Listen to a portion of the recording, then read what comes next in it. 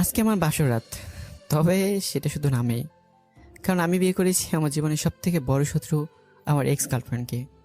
তাই রাতের সব স্বপ্ন মাটি দিয়ে দিলাম। নিজের এক্স গার্লফ্রেন্ডকে বিয়ে করতে হবে তা কখনো আমি ভাবতে পারিনি, কিন্তু সবার ইচ্ছা রাখতে গিয়ে করতে হচ্ছে। রুমের ভিতরে ঢুকে দেখি সুমায়া, মানে আমার বউ, শুয়ে ঘুমানোর প্রস্তুতি নিচ্ছে। তাই আমিও কিছু না বলে ফ্রেশ হয়ে এসে সোফায় শুয়ে পড়লাম। দুজনে চুপ করে শুয়ে এলাম। এবার পরিষেবার বোটা শেষ করে নেই, না হলে কিছু বুঝবেন না। তারপর থেকে সব খুলে বলবো। আমি আনোয়ার হোসেন, এবছর পড়াশোনা শেষ করে আব্বুর সাথে তার ব্যবসা দেখাশোনা করি। এই আর কি। বাবা মায়ের একমাত্র আদরের সন্তান। ছোটবেলা থেকে একটা জেদ থাকে মনে, মানে কাউকে ছেড়ে কথা বলি না, সে যেই হোক না কেন, শুধু আব্বু আম্মু ছাড়া। আব্বু ব্যবসার কাজে সারাদিন বাইরে থাকে, আর আমি আগে ছিলাম ভার্সিটিতে, আর এখন তার সাথে কাজ শেখা নিয়ে ব্যস্ত। তাই সারাদিন আম্মু বাসায় একলা থাকতে হয়। তাই যখনই আমি বা আব্বু বাসায় থাকি, তখন আম্মু নিজের সব কথা আমাদের সাথে বলতে থাকে। আমার কাছে আসলে আমি আব্বুকে দেখিয়ে দিই, আর আব্বু আমাকে দেখিয়ে দেয়। এভাবেই চলতে লাগলো আমার দিনগুলো। চলুন এবার গল্পে শুরুতে ফেরা যাক। আম্মুর সাথে বিকেলে ছাদে বসে গল্প করছিলাম, তখনই আম্মু বলে উঠলো, কি রে, তোকে যে কাল নিচতলার নতুন ভাড়াটিয়ার আন্টি সাথে দেখা করে আসতে বললাম, তখন তুই আমার সাথে গেলি না কেন? তোমাদের মহিলাদের সাথে কি আমি কি করবো বলো তো? তুমি গিয়ে দেখা করো। থাক, তোর যাওয়া লাগবে না। আচ্ছা যাও, কাল বিকেলে তোমার সাথে গিয়ে তাদের সাথে দেখা করে আসবো। ওকে। পরের দিন বিকেলে আম্মুকে নিয়ে গেলাম নিচতলায় আন্টির সাথে দেখা করতে। আমি কলিং বেল চেপে দাঁড়িয়ে রইলাম। একটা মেয়ে এসে দরজা খুলে দিল। বয়স বেশি না, তবে সুন্দর, পুরো ফুলের মতো। ভিতরে গিয়ে বসার পর নতুন আন্টি আসলো, তার সাথে পরিচয় শেষ করে চুপ করে বসে রইলাম। এই মহিলাদের মাঝে আমি কি করবো কিছুই বুঝতেছি না। আন্টি হয়তো আমার ব্যাপারটা বুঝেছে, তাই বলো, কি হলো বাবা, বাসাটা সাজানো পছন্দ হয়নি? জি আন্টি, খুব সুন্দর হয়েছে। ও, তাহলে পুরো বাসাটা ঘুরে দেখো। আর মুনতাহা, তুই ওর সাথে যা, ঘুরে দেখা। আন্টির কথা শুনে বুঝলাম মেয়ের নাম মুনতাহা। তবে সব থেকে বড় কথা হলো আমাদের বিল্ডিং আমাকে ঘুরে ঘুরে দেখানোর কথা বলতেছে। কিছু না বলে চুপচাপ চারদিকে দেয়ালে লাগানো পেন্টিংগুলো দেখতে লাগলাম। তখনই মুনতাহা বলে উঠলো, পছন্দ হয়েছে এগুলো? কে অ্যাড করেছে এগুলো? আমার কাজিন। ও, তা আপনি কোন ক্লাসে পড়েন? এবার ইন্টার সেকেন্ড ইয়ারের ছাত্রী। ও, আপনি কি করেন? পড়াশোনা শেষ করে আব্বুর সাথে ব্যবসায় কাজ শিখতেছি। আপনার বয়সের আমার একজন কাজিন আছে যে এইগুলো আর্ট করেছে। ও, আচ্ছা, এইখানে আর্ট কলেজটা কোথায় চেনেন আপনি? জি, এখান থেকে একটু সামনেই, কিন্তু কেন? ও, আসলে আমার কাজিন ওই আর্ট কলেজের টিচার হিসেবে চান্স পেয়েছে, তাই জিজ্ঞাসা করলাম আর কি। সে কিছুদিনের ভিতর এখানে চলে আসবে, তারপর এখান থেকেই জব করবে। ও, তাহলে তো ভালোই। মনে মনে ভাবতে লাগলাম, সেই কখন থেকে নিজের কাজে নিয়ে পড়ে আছে। শালার মেয়েটা কি নিজের ব্যাপারে বলতে চাইছে না, নাকি ছেলেদের সাথে কিভাবে কথা বলতে হয় তা জানেই না, নাকি এটারও বয়ফ্রেন্ড আছে? এখনকার মেয়েদের বিশ্বাস নেই। যাক, এভাবে আরও কিছুক্ষণ থেকে আমাকে নিয়ে বাসায় চলে আসলাম। এভাবেই কেটে গেল 4-5 দিন। এই কয়েকদিনে বেশ কয়েকবার মুনতার সাথে দেখা হয়েছে, হয়তো রাস্তায় নয়তো সিঁড়িতে। এভাবে কেটে গেল দিনগুলো। শুক্রবার ভার্সিটি নেই, তাই দুপুরে খেয়ে দিলাম এক ঘুম। হঠাৎ হাসির শব্দে ঘুম ভেঙে গেল। বুঝতে পারলাম আম্মু কারোর সাথে কথা বলতেছে, তাই আর বেশি না ভেবে চুপচাপ শুয়ে রইলাম। ঘুম আর আসতেছে না, তাই উঠে গেলাম। ফ্রেশ হয়ে ড্রয়িং রুমে আসলাম। এসে দেখি 2টা মেয়ে বসে আছে আমার উল্টো দিকে মুখ করে। আমি অত একটা না ভেবে সোজা চলে গেলাম কিচেনে কফি বানানোর জন্য। কফি বানাতে আর ভাবতে লাগলাম যে মুনতার পাশের মেয়েটা আবার কে? মুনতার কি কোনো বড় বোন আছে, নাকি সে তার কাজিনের কথা বলতো সে? যাক, এইসব চিন্তা মাথায় নিয়ে কফি নিয়ে আবার ড্রয়িং রুমে আসলাম। আম্মু আমাকে দেখে বলল, ওই তো হুসাইন উঠে গেছে। আম্মুর কথাটা বলা মাত্রই মুনতাহার ওই মেয়েটা ঘুরে আমার দিকে তাকালো। আমিও মেয়েটার দিকে তাকালাম। ব্যাস, কফির মগটা হাত থেকে ছুটে পড়ে গেল, গিয়েও হাটকে পড়ল। উল্টো হাতের চামড়াটাই জ্বলে গেল, তাই ব্যথায় কুঁকে উঠলাম। আম্মু তাড়াতাড়ি এসে হাতটায় পানি দিল। আমি এদিকে খেয়াল নেই। আমি নিজ চোখগুলোকে বিশ্বাস করতে পারছি না, কারণ আমার চোখের সামনে আমি আর কাউকে না, সময়কে বসে থাকতে দেখতেছি, যার সাথে কলেজ লাইফে ছাড়াছাড়ি হয়ে গিয়েছিল। এখন সময়কে এখানে দেখবো কখনো আশাও করিনি। আর ওইদিকে সময়ের একই অবস্থা। হঠাৎ হাতটা পড়তে শুরু করলো। তারপর আম্মু আমাকে রুমে নিয়ে গিয়ে কিছু মেডিসিন লাগিয়ে দিল। মুনতাহার সময় আম্মুর পাশে দাঁড়িয়ে দেখতেছে। আম্মু মেডিসিন লাগিয়ে দিয়ে চলে গেল। সুমাইয়া আর মুনতাহ তার পেছন পেছন চলে গেল। আমার মাথায় কোনো সুমাইয়ের কথাই ঘটতেছে, তার মানে এই সুমাইয়া মুনতাহার কাজিন। এসব ভাবতে ভাবতে প্রায় সন্ধ্যা হয়ে এসছে, তাই ছাদে গেলাম একটু হাঁটতে। হালকা বাতাসে ছাদে বসে থাকতে ভালোই লাগতেছে। হঠাৎ পেছন থেকে কারো কাশির আওয়াজ আসলো, তাকে দেখি সুমাইয়া দাঁড়িয়ে আছে, তাই উঠে দাঁড়ালাম। কি রে, এটা কি তোদের বাসা? না, বাসাটা জিনের, আমরা বাসা ভাড়া নিয়ে থাকি। তোর টেরা কথাগুলো এখনো চাই নাই, তাই না? সারা জীবনেও যাবে না। ভালো, তা কেমন চলতেছে তোর দিনকাল? আর তোর সেই বাবুর কি খবর? দেখ, প্রথম কথা হলো আমার কোনো বেবি বাবু বা জানো কিছুই ছিল না, তুই ছাড়া। আর এখনও নাই। হ্যাঁ, ভালোই আছি। কেন, জান্নাতের কি হয়েছে? জান্নাতের ঘরে বছরখানেক আগে একটা ছেলে হয়েছে শুনেছিলাম, তারপর আর জানি না। জান্নাত তোকে বিয়ে করেনি? জান্নাতকে আমি বিয়ে করতে যাব কেন? জান্নাত আমার ফ্রেন্ড ছিল, ব্যাস। ও, তার মানে সে তোকে ছেড়ে অন্যজনকে বিয়ে করে ফেলেছে, তাই তোর এত কষ্ট? ফাউল কথা বাদ দিয়ে কাজের কথা থাকলে বল। ওকে, তা তাহিয়ার পরে আবার কোনো মেয়েকে পটিয়েছিস নাকি? এখনো সিঙ্গেল? যার জীবনে তোর মধ্যে একটা ডাইনি থাকে, তার জীবন অন্য কেউ থাকবে প্রশ্নই আসে না। কেন, কাউকে পছন্দ হয় না? মনে মনে ভাবতে লাগলাম যে আমাকে জ্বালাতে এসেছে ছাদে, রাখ, তোকে একটু হিট দিয়ে দেই, না হলে তুই ঠিক হবি না। পছন্দ হবে না কেন, ইদানিং একটা মেয়েকে খুব ভালো লাগে আমার। ও তাই নাকি? তা কে সেই পুরা কপালি শুনি একটু। কে আবার? তোর খালাতো বোন মুনতাহা। মুনতাহাকে আমার খুব ভালো লাগে, যা বলার মতো না। কথাটা বলার সাথে সাথে সময়ের চোখগুলো লাল হয়ে গেল। আর কোনো কথা না বলতে দিয়েই এসে আমার গলা চেপে তুলল আর বলল, কি বললি তুই? আমার খালাতো বোনের দিকে নজর দিয়েছিস? আজ তোকে মেরেই ফেলবো। কেন, মুনতাহাকে পছন্দ করলে তোর সমস্যা কি? তোর নজর খারাপ, তাই তুই আমার খালাতো বোনের দিকে ফুলেও তাকাবি না বলে দিলাম। তুই বললে আমাকে শুনতে হবে নাকি? আমার ভালো লাগে মুনতাহাকে। আমিও দেখব তুই কিভাবে এটা করিস। ওকে, কিন্তু তুই এখানে কেন এই সন্ধ্যায়? ভালো লাগতেছিল না, তাই আসছিলাম, কিন্তু এখানে এসে দেখে তুই এখানে বসে আছিস। ও, তা তোর স্বামী কোথায় থাকে? তাকে নিয়ে আসলি না এখানে? ওই, তোকে কে বলেছে আমি বিয়ে করেছি? না, ভেবেছিলাম আর কি। আর তোকে বিয়ে করবে বাকি? তোকে বিয়ে করবে মরবে নাকি পাবলিক? দেখ, মুখ সামলে কথা বল বলে দিলাম। ওকে, তুই থাক, আমি গেলাম নিচে। সময় কিছু না বলে চুপচাপ দাঁড়িয়ে রইল। সময়কে বেশ রাগিয়েছি, তাই আর কিছুই বললাম না। তারপর মনে মনে হাসতে হাসতে রুমে চলে আসলাম। মেয়েটা এখনও বদলায়নি, তবে আগের থেকে অনেক সুন্দর হয়েছে। সময়ের কথা ভাবতে ভাবতে এভাবে রাতটা কেটে গেল। পরদিন রেডি হয়ে অফিসে যাওয়ার জন্য বাসা থেকে বেরোতে দেখি সময় দাঁড়িয়ে আছে রাস্তার পাশে।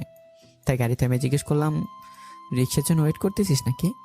না, হেলিকপ্টারের জন্য ওয়েট করতেছি। আয়, তোকে নামিয়ে দিয়ে যাবো আমি। আমার অফিসের রাস্তায় তোর আর্ট কলেজ। থাক, লাগবে না, তুই যা, আমি একাই চলে যাব। আচ্ছা, একটা কথা বলতো, তুই কি আমার সাথে ঝগড়া করতে বসে থাকিস নাকি সারাদিন? আর আমি তোর মতো খারাপ না, আর প্রতিদিন দেরি করে গেলে কেমন দেখায়? তাই বলছি, এসব বাদ দিয়ে গাড়িতে উঠে বস। সময় কিছুক্ষণ দাঁড়িয়ে থেকে কিছু না ভাবলো, তারপর গাড়িতে উঠে গেল। তারপর আমি গাড়ি চালাতে লাগলাম। হঠাৎ সময়কে বললাম, সময় আমার একটু উপকার করবি? তোর উপকার? তাও আমি? অসম্ভব। আর আগে শুনে দেখ তো, তারপর না হয় না করে দিস। আচ্ছা বল, শুনি আগে। মনটাকে পটাতে একটু হেল্প কর না প্লিজ। ওই, তোকে কালকেই না বললাম এই সম্পর্কটা আমি মানতে পারবো না? কেন, কি সমস্যা? জানি না। সমস্যা নেই তো, মিলে দিলে তো পারিস।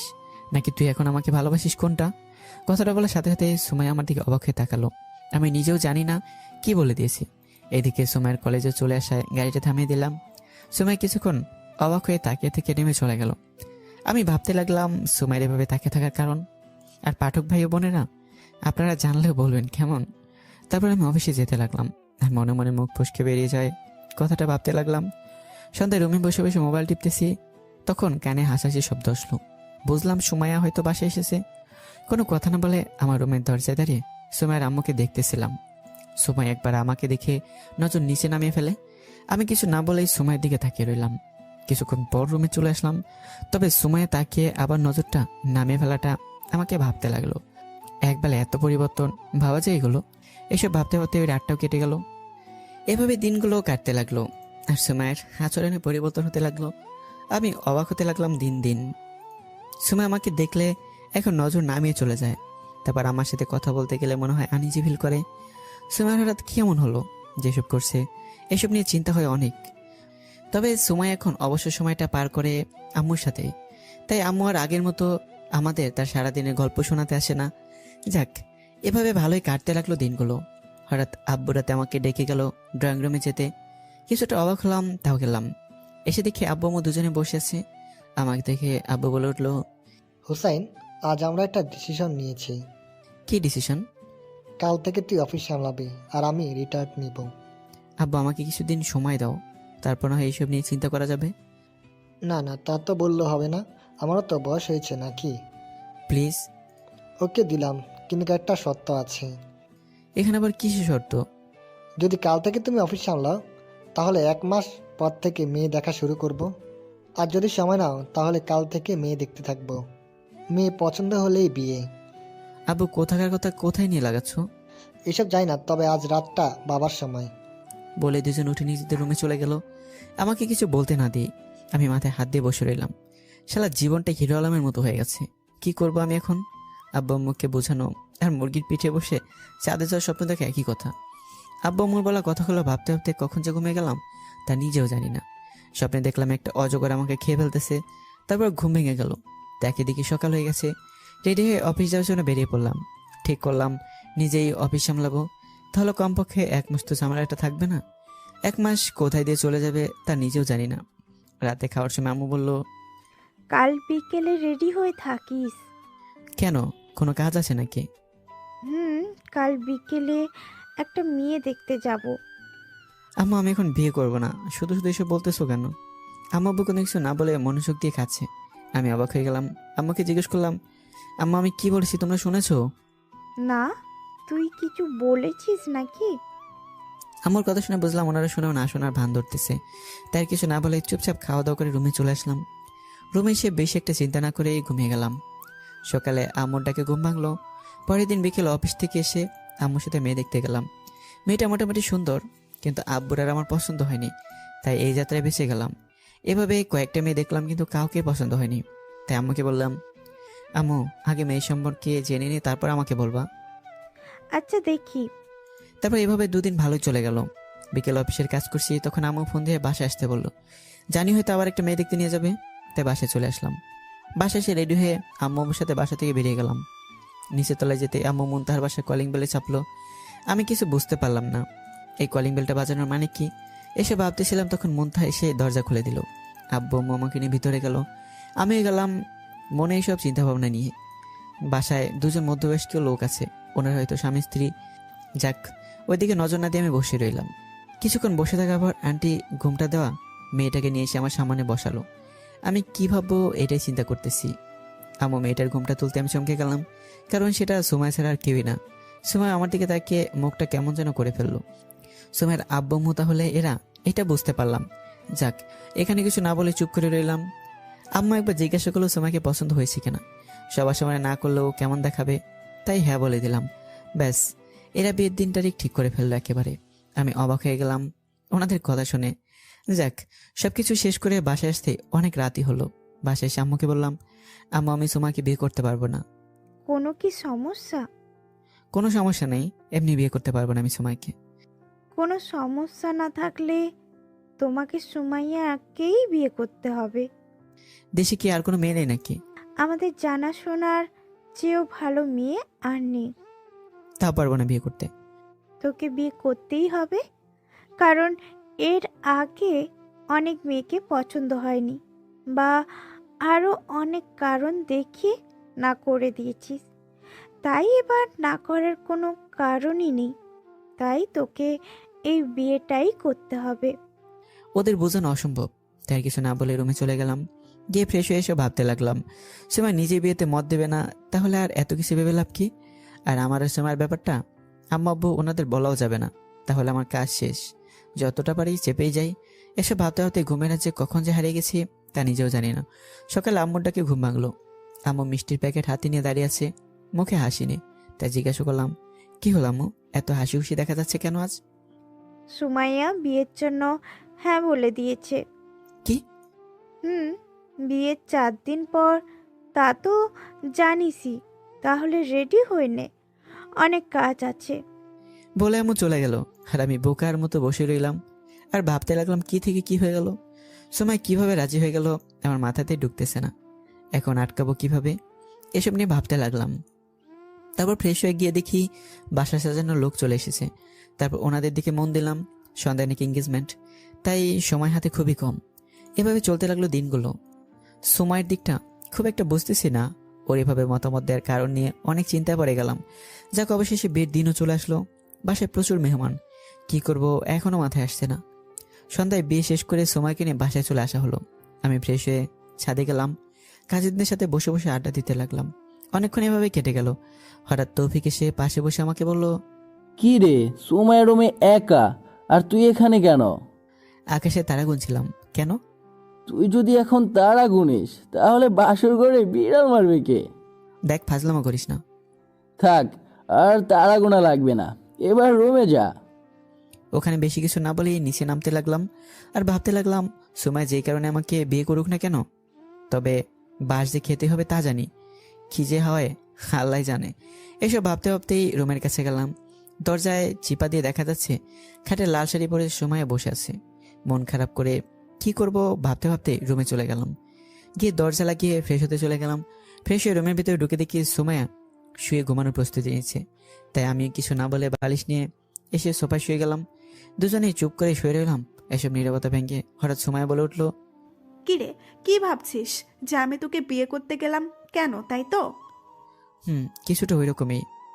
গার্লফ্রেন্ড থাকতেও যখন অন্য মেয়ের সাথে মজা লুটেছিলি তখন আমার অনেক রাগ হয়েছিল, তাই ভাবলাম সেই রাগের প্রতিশোধ নিতেই তোকে বিয়ে করেছি। ও, তার মানে তুই প্রতিশোধ নিবি এখন? হুম। ওকে, তাহলে আমাকে তো সেই পুরনো হোসাইনি হতে হবে। আমি কিন্তু সেই পুরনো সুমাইয়া নেই যে এবার পার হয়ে যাবি। ওকে, তাহলে একটু চেক করে দেখি যে কতটুকু বদলেছে। মানে? দেখ কি করি, তারপর মানেটা বুঝে যাবি। বলে আমি উঠে খাটের দিকে যেতে লাগলাম। তখনই সময় বলে উঠলো, তুই এদিকে আসতেছিস কেন? বাসরাতে স্বামী তার স্ত্রীর দিকে যে কারণে আসে, আমি সেই কারণে আসতেছি তোর কাছে। সময় বিছানা থেকে উঠে অপর পাশে চলে গেল। আমি বিছানা পেরিয়ে সময়ের সামনে গিয়ে দাঁড়ালাম। তখনই সময় বলে উঠলো, দেখ, তোর মনে উল্টাপাল্টা কোনো কিছু থাকলে তা সরিয়ে ফেল, না হলে দেখবি আমি কি করি। কি করবি শুনি? চিৎকার করে সবাইকে জড়ো করে ফেলবো। সবাই আসলে কি বলবি? সময়ের কথাটা শুনে চুপ হয়ে গেল। আমার দিকে অবাক হয়ে তাকিয়ে রইল। আমি সময়ের হাতগুলো দেয়ালের সাথে চেপে ধরলাম আর বললাম, কি হলো, এবার করো চিৎকার। সময় কিছু না বলে চুপ করে দাঁড়িয়ে রইল, আর ভাবনার চাপ মুখে ফুটে রইল। আমি সময়ের আরও কাছে গেলাম। সময়ের চোখ বন্ধ করে ফেললো। সময়ের এই চেহারা দেখে আমার হাসি পাচ্ছে, তাই দিলাম এসে। সময় অবাক হয়ে আমার দিকে তাকিয়ে রইল। আমার হাসি দেখে সময় বলল, এভাবে হাসছিস কেন? তুই নাকি কি করে ফেলবি বলেছিলি, তার পরীক্ষা নিলাম। একটু আর দেখলাম যে তুই কতটা ভীতু। সময় কিছু না বলেই চুপ করে দাঁড়িয়ে রইল। আমি সোমাকে বললাম, তুই আমার উপর প্রতিশোধ নিতে বিয়ে করেছিস তাই না? হুম। এবার তুই দেখ আমি তোকে কতটা প্যারা দেই, তোকে জ্বালিয়ে মারবো। সময় কিছু না বলেই শুয়ে গেল। তাই আমি চুপ করে শুয়ে এলাম। সবাই ঘুম আসতেছে না, আর এদিকে সময় ঘুমিয়ে গেছে। তাই আমি গিয়ে খাটে একপাশে শুয়ে গেলাম। কিছুক্ষণ পর ঘুমিয়ে গেলাম। সকালে সময়টাকে ঘুম ভাঙলো। তাকে এদিকে সময়ের আগে চোখ নিয়ে আমার পাশে বসে আছে। তাই জিজ্ঞাসা করলাম, কি হলো, এভাবে তাকিয়েছিস কেন? তোকে এখানে এসে ঘুমাতে কে বলেছে? আমার বিছানায় আমার ঘুমাতে কার পারমিশন নিতে হবে আবার? আমার পারমিশন নিতে হবে। কেন? কে জানে তুই কখন ফায়দা উঠাতে চাস। ফায়দা কিভাবে ওঠায় নাকি এভাবে? বলে টান দিয়ে সময়কে নিজের বাহুতে নিয়ে নিলাম। সময়ের চোখ বড় বড় করে তাকিয়ে রইল আমার দিকে।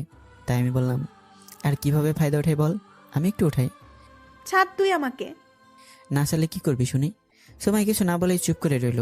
আমি সময় চেহারা দেখে বুঝতে পারলাম বেচারি ফেসে গেছে আমাকে বিয়ে করে। এসব ভাবছিলাম তখনই কেউ দরজায় নক করলো। আমি সময়কে ছেড়ে দিয়ে ওয়াশরুমে চলে গেলাম। সময়া গিয়েও দরজা খুলে দিল। তারপর সময়ও গিয়ে ফ্রেশ হয়ে এলো। তারপর দুজন মিলে নিচে গেলাম। নাস্তা শেষ করে রুমে এসে বসে বসে টিভি দেখতে লাগলাম। এভাবে দুপুর পার হয়ে গেল। বিকেলে বাইরে যাবো বলে ঠিক করলাম। রেডি হচ্ছিলাম তখন সময় রুমে আসলো। আমাকে দেখে বলো, কিরে, কোথাও যাচ্ছিস নাকি? জাহান্নামে যাচ্ছি, যাবি? না থাক, ওইখানে তোর মতো পাপিগুলোই থাকে। আমি তো ভালো মানুষ, আমি গিয়ে কি করব? মনে মনে ভাবতে লাগলাম, নিজের কথায় নিজেরই মার খেয়ে গেলাম। তারপর আর কিছু না বলে বাইরে চলে গেলাম। বাইরে কিছুক্ষণ ঘোরাঘুরি করে বাসায় চলে আসার সময় একটা আইসক্রিমের দোকানে নজর পড়লো। সময় আইসক্রিম খুব ভালোবাসে, ওর জন্য নিয়ে যাব নাকি ভাবতেছি। কিছুক্ষণ ভেবে কি মনে করে যেন কয়েকটা আইসক্রিম কিনে নিলাম। রাত অনেক হয়েছে, তাই ভাবলাম এখন বাসায় যাওয়া যাক। তাই বাসায় চলে আসলাম। বাসায় এসে আইসক্রিমগুলো রেখে ফ্রেশ হতে চলে গেলাম। এসে দেখি সুমাই আইসক্রিম খাওয়া শুরু করে দিয়েছে। আমাকে দেখে বলল, এগুলো কি আমার জন্য এনেছিস? না, আমার রুমে একটা শয়তান থাকে, তার জন্য। সুমাই রাগে চোখ নিয়ে তাকালো। কিছুক্ষণ তাকিয়ে থেকে আবার খাওয়ায় মন দিল। তারপর খাওয়া দাওয়া শেষ করে রুমে এসে খাটে বসে টিভি দেখতে লাগলাম। কিছুক্ষণ পর সুমাই এসে আমাকে বলল, বস সোফায়, যা আমি এখন ঘুমাবো। তো ঘুমাতে না করিস নাকি? তুই ঘুমালে ঘুমা। তুই এখানে ঘুমাবি নাকি? আমার সবাই ঘুম আসে না। তাহলে আমি আজ থেকে সোফায় ঘুমাবো, তাও তোর সাথে ঘুমাবো না। আমার সাথে ঘুমাবি না কেন? তুই মানুষ খারাপ তাই। আমি আর কিছু না বলেই টিভি দেখতে লাগলাম। সুমাইকে সোফায় শুয়ে গেল। আমি টিভি দেখা শেষ করে গিয়ে সুমাইকে কোলে করে বিছানায় এনে শুয়ে দিতেছিলাম। তখনই সুমাই সজাগ হয়ে গেল। তাড়াতাড়ি নিজেকে ছাড়িয়ে নিয়ে আমাকে ধাক্কা দিয়ে বলল, আমাকে এখানে নিয়ে এলি কেন? বউ পাশে না থাকলে ঘুম আসে না, তাই ভাবলাম তোকে এখানে এনে শুয়ে দেই। আমি সোফায় ঘুমাবো। চুপচাপ যা বলতেছি তা শোন। না, আমি সোফায় ঘুমাবো। কখনো রোমান্টিক টর্চারের নাম শুনেছিস? মানে? কথা না শুনলে তোকে রোমান্টিক টর্চার করবো বলে দিলাম। মনে মনে সুমার কথা ভেবে হাসতে লাগলাম। প্রতিশোধ নিতে এসে সে নিজেই ফেসে গেছে। এসব ভাবতে ভাবতে কখন যে ঘুমিয়ে গেলাম তা নিজেও জানি না। সকালে সুমাইয়ের ডাকে ঘুম ভাঙলো। তাকে দেখি সুমাইয়ার তার শাড়ি ধরে টানতেছে। সুমাইয়ের শাড়ির আঁচল আমার পিঠের নিচে এসে পড়ে আছে, আর সুমাই সেটা টানতেছে আর আমাকে ডাকতেছে। সুমাইয়ের আঁচল ছেড়ে দিয়ে সুমাইয়ের দিকে তাকালাম। সুমাইয়ের রাগী চোখ নিয়ে আমার দিকে তাকিয়ে থেকেই উঠে ফ্রেশ হতে চলে গেল। সকালে রেডি হয়ে অবশ্যই জন্য বেরোতে যাব, এমন সময় আম্মু ডাক দিল। হুসাইন শুন। আম্মু কিছু বলবে? কোথায় যাচ্ছিস তুই? কোথায় আবার? অফিসে যাব। 2 দিন হলো বিয়ে করিসনি, এখন অফিসে যেতে কে বলেছে তোকে? আর তোর আপু কয়েকদিন অফিস সামলাবে, তাই তুই কয়েকদিন বাসায় থাক। আম্মু তুমি কি শুরু করলে বলো তো? বেশি কথা না বলে রুমে যা। আর বিকেলে সুমাইয়ার বাসা থেকে লোক আসবে তোদের নিয়ে যেতে, তাই কথা না বাড়িয়ে রুমে যা এখন। আম্মুকে আর কি বলবো, তাই আর কিছু না বলে রুমে চলে আসলাম। রুমে এসে দেখি সুমাই রুমে বসে আছে। আমাকে দেখি সুমাই বলে উঠলো, কিরে, অফিসে যাসনি? না। কেন? তোকে রেখে যেতে মন চাইতেছে না, তাই ফিরে চলে আসলাম।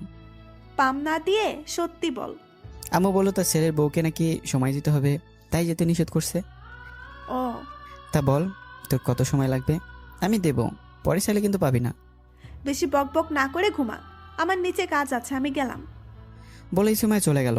আমি বসে বসে টিভি দেখতে লাগলাম। এভাবে বিকেল হয়ে গেল।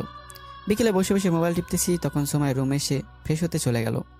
আমি ব্যাস সময়ের দিকে তাকিয়ে রইলাম। সময় ফ্রেশ হয়ে চলে গেল। আমি আবার মোবাইলে মনোযোগ দিলাম। সময় ফ্রেশ হয়ে এসে মোবাইলটা টিপতে দেখে রাগী ভাব নিয়ে বলল, কিরে, তুই এখনো রেডি হসনি কেন? কেন রেডি হয়ে কি করব? কোথাও যাবি নাকি তুই? আজকে যে আমাদের বাসা থেকে লোক আমাদের নিতে আসবে, তা কি তুই জানিস না? আমি কি আগে বিয়ে করেছি নাকি এত সব নিয়মকানুন জানা থাকবে? সময় রাগী চোখে লাল হয়ে গেল। নিশ্চয়ই মনে মনে আমাকে মারতে চাইতেছে। যাক, কথাটা ঘুরিয়ে সময়কে বললাম, তুই যা, আমি আসতেছি। হুম। বলে সময় চলে যেতে লাগলো। তখনই আবার সময়কে ডাক দিলাম। সময় রাগী চোখ নিয়ে আবার তাকালো। কি হলো, ডাকলি কেন? নিজের বউকে ডাকতেও কি কারণ লাগে নাকি আবার? ঢপ না মেরে কি বলবি বল। আচ্ছা, মুন্তাহা কি এখনো তোদের ওখানে আছে নাকি চলে গেছে? কেন? না এমনি। মার খাওয়ার আগে ভালো হয়ে যা বলছি, না হলে মেরে তোর হাত পা ভেঙে দিব। বকবক না করে যা, আমি যাচ্ছি। সুমাইয়া কেমন যেন মুখটা কালো করে চলে গেল। আমিও চলে গেলাম রেডি হতে। সন্ধ্যার দিকে সুমাইয়াদের বাসার উদ্দেশ্যে রওনা হয়ে গেলাম। প্রায় গভীর রাত হয়ে গেছে যেতে যেতে, তাই গিয়ে ফ্রেশ হয়ে খেয়ে শুয়ে পড়তে রুমে চলে যাই। এখন ঘুমোতে এসে দেখি খাটটা একটু ছোট। মনে মনে হেসে আমি একপাশে শুয়ে এলাম। সুমাইয়া কিছুক্ষণ পরে এসে আমার পাশে শুয়ে পড়লো, মাঝে একটা গোল বালিশ দিয়ে দিল। সুমাইয়া ঘুমের মধ্যে নড়াচড়া করার অভ্যাস আছে, এখন যদি ঘুমের মধ্যে মেরে বসে তখন কি হবে এসব ভাবছিলাম। তখনই খেয়াল করলাম সুমাইয়া ঘুমিয়ে গেছে। অনেক ক্লান্ত হয়তো হয়ে গেছে, তাই তাড়াতাড়ি ঘুমিয়ে গেছে। কিন্তু আমার ঘুম আসছে না কেন? ঘুম আসছে না, তাই কোলবালিশটা নিয়ে আসলাম আমার পাশে। তারপর সেটাকে জোরে ধরে ঘুমানোর চেষ্টা করলাম। কিছুক্ষণের মাঝে ঘুমের দেশে হারিয়ে গেলাম। তবে ঘুমটা বেশিক্ষণ স্থায়ী হয়নি, কারণ হঠাৎ ঘুমের মাঝে অনুভব করলাম কারো গরম নিঃশ্বাস আমার পিঠে পড়তেছে। তাই ঘুম ভেঙে গেল। পিছন দিকে ঘুরবো, তখন থেকে সময় আমাকে পেছন থেকে জড়িয়ে ধরে ঘুমিয়ে আছে, আর তার নিঃশ্বাসটা আমার ঘাড়ে পড়তেছে। আমি কিছু না বলে চুপচাপ শুয়ে রইলাম আগের মতোই, আর ঘুমানোরও ট্রাই করতে লাগলাম। কিন্তু সময়ের গরম নিঃশ্বাসটা কেমন যেন লাগতেছে, আজব একটা ফিলিংস ওকে দিতে লাগলো। তখনই মনে পড়লো সেই পুরোনো দিনগুলো, যখন আমি কলেজ লাইফে ছিলাম। সুমাইকে আমি তখন নিজের থেকে বেশি ভালোবাসতাম। হয়তো সুমাই আমাকে নিজের থেকে বেশি ভালোবাসতো, কিন্তু সুমাই আমাকে সন্দেহ করতে বেশি। আর সন্দেহের কারণটা ছিল আমার বেস্ট ফ্রেন্ড জান্নাতকে নিয়ে। জান্নাত আমার সাথে সারাদিন চলাফেরা করতো, আর সুমাই ভাবতো ওর সাথে আমার সম্পর্ক আছে। আর এটা নিয়ে যত ঝামেলা। একদিন সুমাই এই বিষয়টা নিয়ে আমাকে অনেক প্যারা দেয়, তারপর ব্রেকআপ করে ফেলি। অনেকদিন রাতে আমি কেঁদেছিলাম, তারপর আস্তে আস্তে সব ঠিক হয়ে যায়। তারপর সুমাইয়া কলেজ ছেড়ে চলেও যায়। তারপর সুমাইয়ের সাথে দেখা হয় মুনতাহাদের বাসায়। আর তারপর থেকে তো আপনারা সবই জানেন। এসব ভাবতে ভাবতেই সকাল হয়ে গেছে, তাই আবার ঘুমানোর ট্রাই করতে লাগলাম। তখন সুমাইয়া নড়ে চড়ে উঠলো, তাই আমি ঘুমের ভান ধরে চোখ বন্ধ করে ফেললাম। সুমাই আমাকে ছেড়ে দিয়ে উঠে পড়ে। তারপর আমি চুপ করে শুয়ে এলাম। তখন সুমাই বলল, শৈতান কোলবালিশটা নিয়ে রেখেছে, ভালো হবে না কোনো দিন। বলেই সুমাই ফ্রেশ হতে চলে গেলে আমি উঠে বসি। ভাবতে থাকি সারাদিন আমার ঘুম হারাম করে দিয়ে এখন আবার বকবক করতেছে। সকাল 7টায় সুমাইটাকে ঘুম ভাঙলো। তাকে দেখি সুমাই কফি নিয়ে দাঁড়িয়েছে। উঠে ফ্রেশ হয়ে নাস্তা করতে আয়। তারপর রেডি হয়ে চলে গেলাম নাস্তা করতে। নাস্তা করে রুমে এসে বসে রইলাম। তখনই রুমে মুনতাহা আসলো। কি ভাইয়া, কেমন আছে?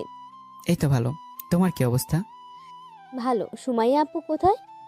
কি জানি, ড্রয়িং রুম হবে হয়তো। কোনো কাজ আছে নাকি তোমার? না, এমনি আপুর সাথে আড্ডা দিতাম রুমে থাকলে। ড্রয়িং রুমে গিয়ে দেখো, আছে হয়তো। আড্ডা দাও, সমস্যা নাই। সমস্যা নাই, আপাতত আপনার সাথেই আড্ডা দিই। আপুর সাথে পরে আড্ডা দিব। ওকে। আচ্ছা ভাইয়া, আন্টি মানে আপনার আম্মু কি জাদু জানে নাকি? মানে? না মানে যে কাজটা কেউ পারেনি সেটা আপনার আম্মু পারলো কি করে? বুঝলাম না, বুঝিয়ে বলো। মানে হলো সুমাইয়া আপুকে এই নিয়ে মনে হয় 1000টা ছেলে দেখতে এসেছে, কিন্তু না করে দিয়েছে। কিন্তু আন্টি যখন আপনার বিয়ের কথা বলতে এসেছে তখন আপু সহজেই রাজি হয়ে গেল। আমি অবাক হয়ে গিয়েছিলাম তখন। তাই নাকি? যাক, আপুর বিয়েটা হয়েছে তাতে ভালোই হলো একদিক দিয়ে। কোন দিক দিয়ে? এই যে আমি একটা দুলাভাই পেলাম আড্ডা দেওয়ার জন্য। হাসি দিয়ে দরজা দিকে চোখ পড়তে দেখি সুমাইয়া দাঁড়িয়ে আছে। তাই চোখ দিয়ে ইশারা করলাম, কি হয়েছে? সুমাইয়া মাথা নেড়ে কিছু না বলে মুচকি এসে চলে গেল। হয়তো সুমাইয়া দেখতে এসেছিল আমরা কি কথা বলি। মেয়েটা সন্দেহ করে এখনো গেল না। এসে ভাবতে ওঠে ঠোঁটের কোণে মুচকে হাসি চলে আসলো। মুচকে হাসি দেখে মুনতাহা বলল, কি হলো, একা একা হাসতেছেন কেন? না এমনি। তারপর মুনতাহা আরো কিছুক্ষণ গল্প করে চলে গেল। আমিও দিলাম এক ঘুম। ঘুম ভাঙলো সুমাইয়ের ডাকে। উঠে ফ্রেশ হয়ে গিয়ে খাবার খেয়ে আবার রুমে চলে আসলাম। কিছুক্ষণ পর সুমাইয়ের রুমে এসে আমার পাশে শুয়ে গেল। তাই জিজ্ঞাসা করলাম, কিরে, ক্লান্ত হয়ে গেছিস নাকি? না, কেন? তাহলে ফ্রেশ না হয়ে শুয়ে গেলি যে? এমনি ভালো লাগছে না তাই। ও, তা বাসায় যাবো কবে? কালকেই তো আসলি, এত বাসায় যাওয়া জলদি কেন? এমনি। আগামীকাল বিকেলে ফিরবো আমরা, এখন ঘুমাই। আমার ঘুম আসতেছে না, তুই ঘুমা। ওকে। বলেই সুমাই চোখ বন্ধ করে শুয়ে রইল। আমি মোবাইল টিপে মন দিলাম। কিছুক্ষণ পর সুমাইয়ের দিকে নজর গেল। দেখে মনে হলো সুমাই ঘুমিয়ে গেছে। তাই সুমাইয়ের দিকে ভালো মনে একটু তাকালাম। মেয়েটা ঘুমের মাঝে একদম নিষ্পাপ লাগে। তাই তাকিয়ে রইলাম কিছুক্ষণ পর উঠে গিয়ে হাত মুখ ধুয়ে রুমে আসলাম। হঠাৎ চোখ গেল টেবিলের উপর রাখা সুমাইয়ার ডায়েরিটার উপর। কি মনে করে যেন ডায়েরিটা হাতে নিলাম। হাতে নিয়ে ভাবতে লাগলাম পড়াটা কি ঠিক হবে নাকি হবে না। পরে ভাবলাম আমার বইয়ের সবই তো আমারই, তাই পড়তে লাগলাম। ডায়েরিটা পড়তে লাগলাম আর বুঝতে লাগলাম যে সুমাইয়া এখন আমাকে ভালোবাসে, কিন্তু সেই পুরনো সন্দেহের কারণে মেনে নিতে পারছে না। লেখাগুলোর সাথে আমার কিছু ছবি এঁকেছে মেয়েটা পারে এসব ভাবতে ভাবতে খাটে এসে বসলাম। সময়ের দিকে তাকিয়ে কেন জানি আলাদা একটা মায়া হতে লাগলো মেয়েটার প্রতি। তবে যে করে হোক সময়ের ভুলটা ভাঙাতে হবে, না হলে এভাবে পাশে বউ রেখে নিজেকে কন্ট্রোল করা অসম্ভব হয়ে যাচ্ছে। কি করা যায় এই নিয়ে ভাবতে লাগলাম। সময়কে জড়িয়ে ধরে শুয়ে গেলাম। সময় গভীর ঘুমে আচ্ছন্ন, তাই সে নিজের মতো করেই ঘুমাতে লাগলো। বিকেলে সময়কে নিয়ে গ্রামের ভিতর একটু হেঁটে আসলাম। মনটা হালকা হয়ে গেল। রাতে খাওয়া দাওয়া করে শুয়েছিলাম। সময় এসে আমার পাশে শুয়ে গেল। কিছুক্ষণ পর সময় হঠাৎ করে আমাকে জিজ্ঞেস করে বসলো, আচ্ছা, তুই কি বিকেল আমাকে ঘুমের মাঝে জড়িয়ে ধরেছিলি? মুখের কথা আটকে গেলে কি বলবো বুঝতেছি না। তার পরিস্থিতি সামলাতে বললাম, কই না তো। ও ভালো, আর ফুলেও ধরার চেষ্টা করবি না। ও হ্যালো, পেতনিকে জড়িয়ে ধরার কোনো শখ নেই আমার। থাকলে কিভাবে অফিসে গিয়ে তো হাজারো মেয়েকে জড়িয়ে ধরে থাকিস, তাহলে বউকে জড়িয়ে ধরবি কোথায় থেকে? কথাটা সোজা গিয়ে কলেজে আঘাত করলো। তাই সুমাইকে টান দিয়ে দেয়ালের সাথে চেপে ধরলাম। সুমাই অবাক হয়ে গেল হঠাৎ এমন আচরণ দেখে। আমি নিজের অজান্তেই সুমাইয়ের একদম কাছে চলে গেলাম আর সুমাইকে বললাম, তুই কি চাস, আমি তোকে জড়িয়ে ধরে কিস করি? না। তাহলে কেন বললি যে বউকে জড়িয়ে ধরি না অন্য মেয়েকে জড়িয়ে ধরি সারাদিন? তাহলে এই পেতনিকে বিয়ে করতে গেলে কেন? যা সত্যি তাই তো বললাম। কি সত্যি? ব্যাস, আর কোনো কথা না বলে সময়ের ঠোঁটগুলো নিজের আয়ত্তে নিয়ে নিলাম। সময়ের চোখগুলো বড় বড় হয়ে গেল। মিনিট দুয়েক পরে ছেড়ে দেই।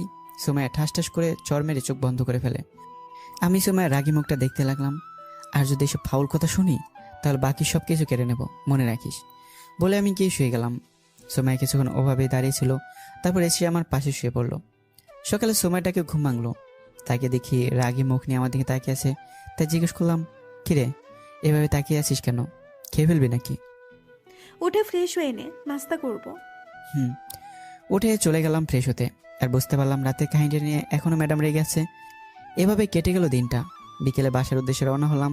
সোমাকে নিয়ে রাতে এসে পৌঁছালাম বাসায়। রাতে হালকা কিছু খেয়ে ঘুমিয়ে গেলাম দুজনেই। সকালে উঠে অফিসে চলে গেলাম নিজের মতো করে। বিকেলে অফিস থেকে বাসায় আসতে খেয়াল করলাম সোমা রাস্তার পাশে দাঁড়িয়ে আছে, গাড়ির বা রিক্সার জন্য অপেক্ষা করতেছে।